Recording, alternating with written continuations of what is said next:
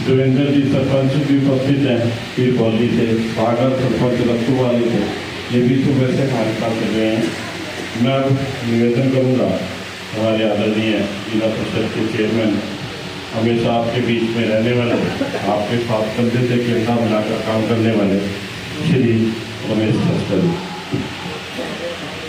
आज के हमारे बीच में हमारे आदरणीय विधायक चौधरी बलवंत सिंह जी और हमारे पार्टी में अभी भारतीय जनता पार्टी में शामिल रहे भाई बड़े भाई अशोक सेरवाल जी और हमारे पार्टी के मंडल अध्यक्ष पवन सैनी जी और हमारे गांव के सरपंच रंजीत जी, पूर्व में सरपंच भाई बलकार जी और हमारे साथ चल रहे भाई इब्राहिम जी वकील सैदपुर से और हमारे युवा के प्रधान भाई करमवीर जी और हमारे साथ चल रहे पार्टी के सभी कार्यकर्ता बंधु और निष्ठावान कार्यकर्ता और हमारे बीच में अभी भाई ऋषि बाग जी सरपंच सरावा और उनके साथ समय सिंह सरपंच सरावा और श्यामलाल सरपंच महमूदपुर से लगातार 2000 से लेकर के 2024 तक आपके बीच में रहते हैं और ऐसा कोई व्यक्ति नहीं है जो नहीं जानता। तो मेरा तो कहने का अनुरोध यही है कि आप जो अपनी वोट 5 साल के लिए नेता चुन रहे हो उसको ध्यान में रख करके वोट का अपना इस्तेमाल करें। कभी पीछे की तरह ऐसे ही हमारे को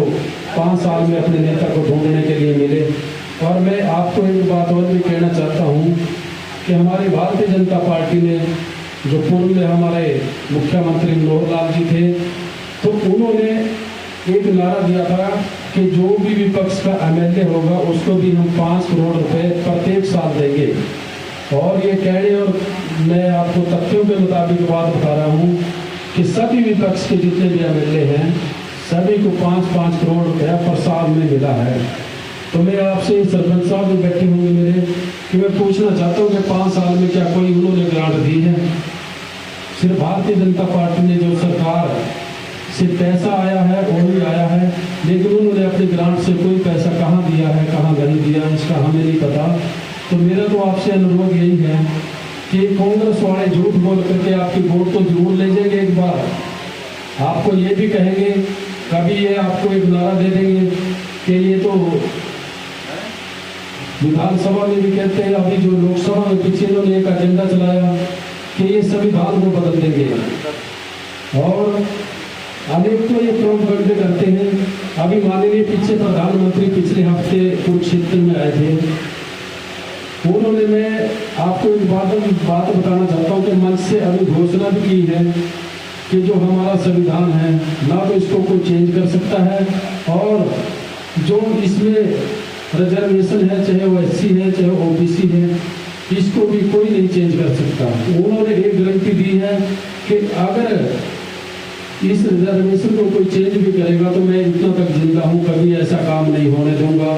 तो मैं माननीय प्रधानमंत्री का बहुत स्वागत करता हूँ कि उन्होंने ऐसी घोषणा खुले मंच से की है। और रही कांग्रेस की बात, कांग्रेस वाले को तो जब से लेकर देश आजाद हुआ हमारा, चाहे हमारे सिख भाई बैठे हैं, आपको भी याद होगा जब इंदिरा गांधी जी का टाइम था तो हमारे सिख भाइयों के गले में टायर डाल करके उन्होंने आग तक लगाई थी और सरेआम कत्ल किए थे सिखों भाइयों के, कितनी यातनाएं लेनी पड़ी। लेकिन अगर आप भी आज भी उस टाइम को भूले तो आपकी बहुत बड़ी गलती होगी, क्योंकि भारतीय जनता पार्टी एक ऐसी पार्टी है जिन्होंने पाकिस्तान के अंदर भी अभी कॉरिडोर को खोलने का जो रास्ते का एक भारत सरकार और माननीय प्रधानमंत्री जी एक ऐसे थे जिन्होंने सिखों के लिए कॉरिडोर खोलने का एक रास्ता पाकिस्तान के लिए। और मेरे गांव हवेली से बुजुर्गों, नौजवान साथियों, प्यारे बच्चों, मातृशक्ति, तो आज जो हमें इलेक्शन में आने का मौका मिला, हमारे लोग विधानसभा के प्रत्याशी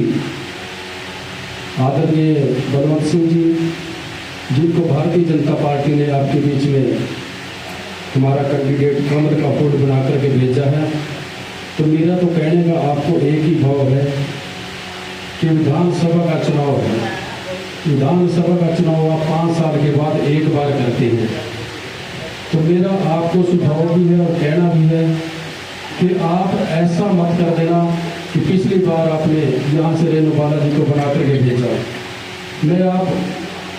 आपको पूछना चाहता हूँ कि पूरे 5 साल में रेणु बालाजी आपके गाँव में कितनी बार आए होंगे? मैं तो कहता नहीं कि 5 साल में आपके गाँव में 5 बार भी आ चुकी हो। तो मेरा अनुरोध आपसे ये है, अब जिस गाँव में जैसे